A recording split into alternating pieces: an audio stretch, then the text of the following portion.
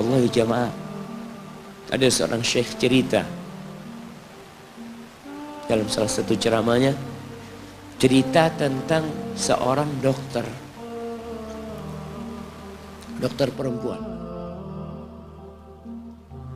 di sana, di Arab sana. Ada seorang anak lelaki bawa ibunya masuk ke dokter ini, subhanallah. Ibunya ini gila. Anak-anak muda ini, belum nikah, dia bawa ibunya. Nanti ibunya tersenyum sendiri, ketawa sendiri. Masuk ke ruang dokter itu, mejanya dokter diputerin sama ibunya. Anaknya minta maaf, ya dok kata dia. Sekali-kali nanti ngeliat di televisi dokter itu ada gambarnya Ka'bah. Ibunya ngomong, nak kau bukan nak ngomong, kamu bohong Mat kau bohong sama ibu. Katanya mau dibawa umroh ibu kata dia.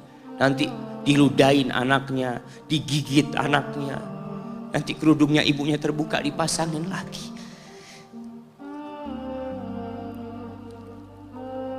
Itu dokter tanya sama anaknya, ini siapa? Ibu anak kata dia. Sejak kapan dia seperti ini? Sejak lahir. Loh, terus gimana engkau bisa lahir? Iya, sama kakek ana, ibu ana dinikahkan. Tapi 10 bulan diceraikan. Ya karena seperti ini, ana lahir dari rahim ibu ana. Dan seperti ini kelakuan. Iya kata dia. Engkau berbakti sama dia, kata dia. Dia kan gak kenal sama engkau. Iya, dia gak tahu sama ana. Tapi Allah tahu kalau dia ibu ana. Kan? Allah tahu kalau dia ibu ana. Ana harus berbakti sama. Ditanya, ibumu sakit apa? Ibu kena gula. Kata dia, kena ini. Setelah dikasih resep, itu dokter cerita, pasiennya keluar, ditutup pintunya. Dokter ini nangis. Dia mengatakan, ana sering dengar ceramah tentang birrul walidain. Ana sering mendengarkan tausiah ustaz tentang berbakti kepada orang tua. Tapi ana baru sekarang melihat kebaktian seorang anak sama orang tuanya. Ibunya gila, dia tetap berbakti. Dan dia mengatakan, iya ibu ana gak tahu sama ana, tapi Allah tahu kalau dia ibu ana. Dan yang ngasih wasiat supaya kita berbakti sama orang tua itu Allah jemaah. Apapun yang dilakukan orang tua kita.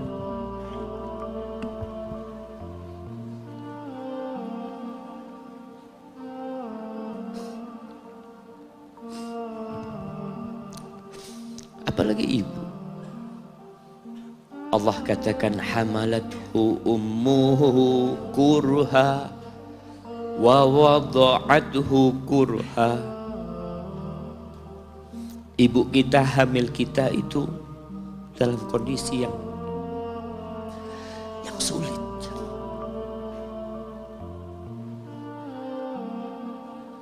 Ada ibu yang harus bed rest demi anaknya lahir.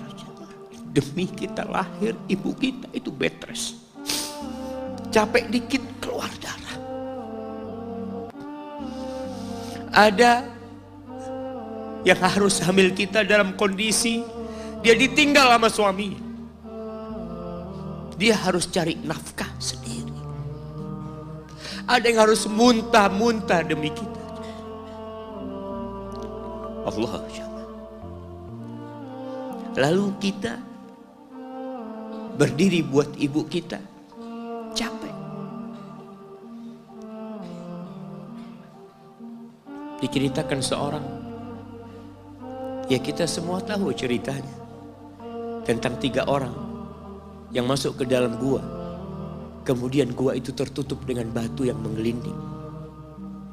Lalu mereka bertawasul dengan amal soleh mereka. Salah satunya yang mengatakan, ya Rabbi, Allahumma, ya Allah, aku punya 2 orang tua. Aku punya 2 orang tua. Yang aku senantiasa memberikan susu kepada keduanya sebelum keluarga yang lain minum susu. Dia sudah menikah, dia punya istri, punya anak. Pada suatu hari, ya Allah, aku kejauhan cari rumput, sehingga aku balik dalam kondisi orang tua sudah tidur. Maka aku pereskan susu buat keduanya, ya Allah. Allah tahu, tapi dia mau cerita sama Allah. Dia ingin tawasul dengan amal soleh dia. Lalu aku taruh di wadah. Aku datang ke bapak ibuku, mereka tidur. Maka aku berdiri di hadapan kedua. Jamaah, bukankah bisa dia taruh di sebelah meja ibunya susu itu? Dia ambilkan meja, taruh di sana, dia bisa tidur. Dia sudah berbakti sama orang tuanya dengan seperti itu. Tapi anak ini tidak. Aku berdiri, ya Allah, aku gak ingin membangunkan keduanya. Dan aku terus berdiri, aku pegang itu susunya. Sampai mau subuh bangun, aku serahkan kepada kedua. Anak-anaknya nangis minta susu. Kata dia, lah, sampai bapak ibu aku minum. Kalian jangan minum. Kita kadang-kadang sudah menikah lebih peduli sama istri kita, lebih peduli sama anak-anak kita. Nggak ada hadis yang mengatakan anak itu pintu surga, jemaah. Yang ada itu orang tua pintu surga. Kita peduli sama anak-anak kita. Beli oleh-oleh buat istrinya. Ditelepon istrinya mau apa, kepingin apa. Pernahkah engkau telepon ibumu? Tanya, Umi kepingin apa, Umi? Ana lagi dalam perjalanan, Umi. Jamaah, itu anak, Masya Allah, dia berdiri. Kenapa dia kuat, jamaah? Karena dia tahu Allah yang nyuruh dia berbakti. Mungkin tidak ada yang melihat berdirinya dia, tapi Nabi ceritakan berdirinya dia. Dari malam jamaah sampai pagi, berapa jam dia ingat, ibuku hamil aku 9 bulan. Capek. Ana semakin tahu dengan tugas besar seorang ibu dan pengorbanan seorang ibu setelah Ana menikah. Setelah Ana tahu bagaimana istri Ana hamil, ketika dia harus tidur gak enak, makan muntah aja, Ana melihat istri Ana sampai lemas dia muntah. Ana ingat, begini ibu Ana hamil Ana. Lalu kita lupa, jemaah. Kita sok sukses, mungkin engkau lebih sukses dari orang tua.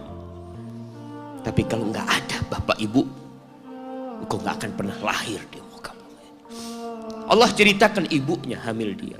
Wa wada'athu kurha, dan melahirkannya dalam kondisi sulit. Kadangkala perut ibu kita itu disobek demi kita keluar dari perut ibu kita. Antum meninggalkan luka di ibu, itu dijahit.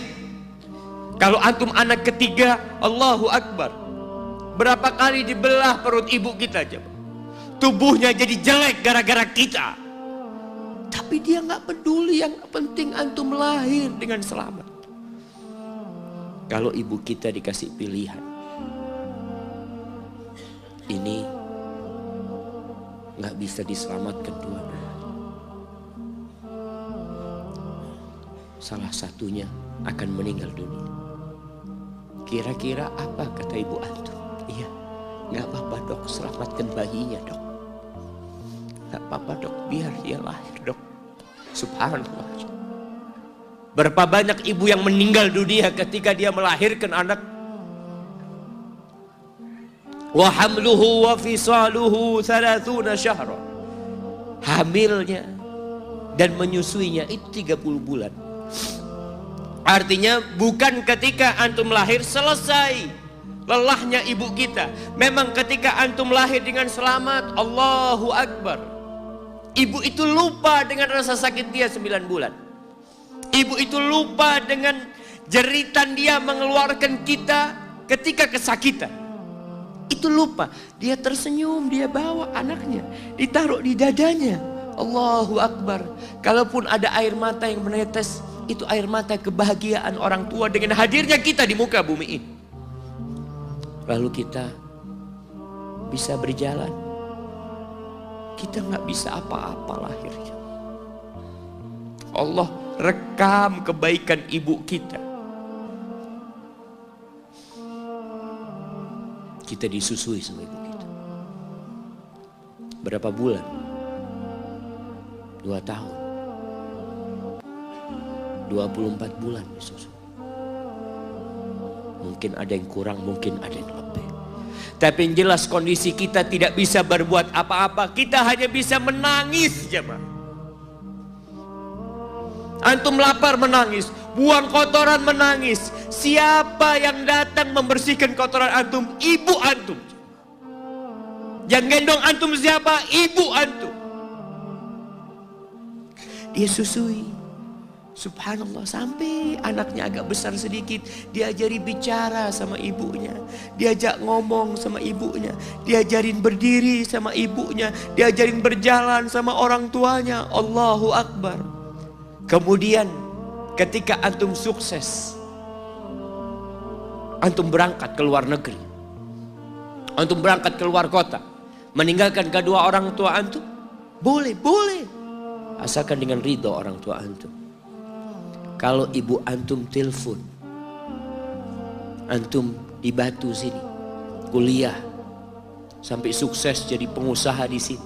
Ibu antum di kampung telepon, nah ibu ingin engkau balik ke kampung. Jangan pernah mengatakan, bu anak kerjanya di sini ibu. Saya ditugaskan di sini, tinggalkan semua pekerjaanmu, pulang ke rumah. Ustaz, gimana dengan istri dan anak-anak? Yang ngasih makan istri sama anak-anak antum itu Allah Jalla Jalla. Bawa pulang ke kampung, hidup sama ibu antum. Jamaah, ada seorang sahabat yang izin untuk berjihad, izin untuk mendapatkan surga yang paling tinggi, izin untuk bisa memberikan syafaat kepada 70 dari keluarganya. Kalau dia mati syahid, dia datang kepada Nabi SAW, ditanya, bapak ibumu hidup? Iya, kata dia, pulang engkau ke sana. Fathammal jannah, di sana ada surga. Ilzam rijlaya, engkau tetap di kaki ibumu. Ini mau jihad, bukan mau cari fulus, jemaah. Bukan mau cari kenikmatan dunia, dia mau cari surga. Tapi pintu surga yang paling baik orang tua dapat jauh-jauh. Jemaah, Allah, ketika antum nangis di kasur ibu, di dapur lagi masak, dimatikan kompornya, dia datang jumpai antum. Antum lihat, anak sering lihat ketika kajian, bagaimana seorang ibu yang gendong anaknya yang nangis. Dia ingin dengarkan kajian, tapi engkau menghalangi dia untuk mendengarkan kajian dengan baik. Dia harus gendong. Kadang-kadang nggak boleh deket-deket kajian, yang bawa anak tempatnya lain, dan dia nurut. Engkau ganggu hidup dia dari sejak engkau lahir. Kemudian setelah engkau dewasa, engkau nggak berbakti sama ibu. Lupa dengan wa hamluhu wa fisaluhu 30 syahr. Di masa Umar bin Khattab, ada seorang yang datang kepada Umar mengatakan, ya Amirul Mukminin,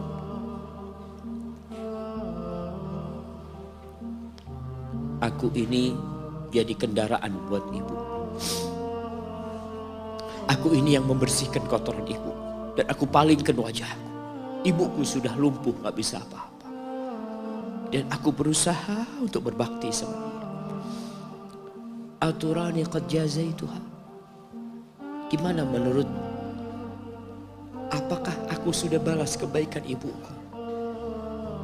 Kata Umar, la. Kata dia, enggak, belum. Ya Amirul Mukminin, bukankah aku sekarang ini telah berbuat kepada ibuku seperti ibuku berbuat kepadaku waktu aku kecil? Artinya sama pekerjaannya sekarang ini. Aku yang menyuapin ibuku, aku yang membersihkan ibuku, yang mengantarkan dia ke kamar mandi. Semua yang pernah dilakukan ibuku, kira-kira sudah aku lakukan semua sekarang. Kata Umar, enggak sama, kata dia. Ibumu waktu merawatmu ketika engkau kecil, ibumu berharap engkau bisa hidup.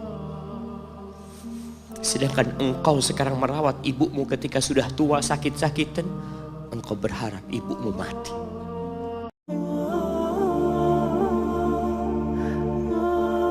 Lalu Ibnu Jauzi berdoa, Allahumma in adzabtani ghadan. Ya Allah, kalau kau besok mengazab aku, jangan kau kasih tahu orang-orang itu. Li'alla yuqal, agar supaya tidak tersebar pembicaraan azaba man da'a ilaih, azaba man dalla ilaih, supaya orang-orang enggak ngomong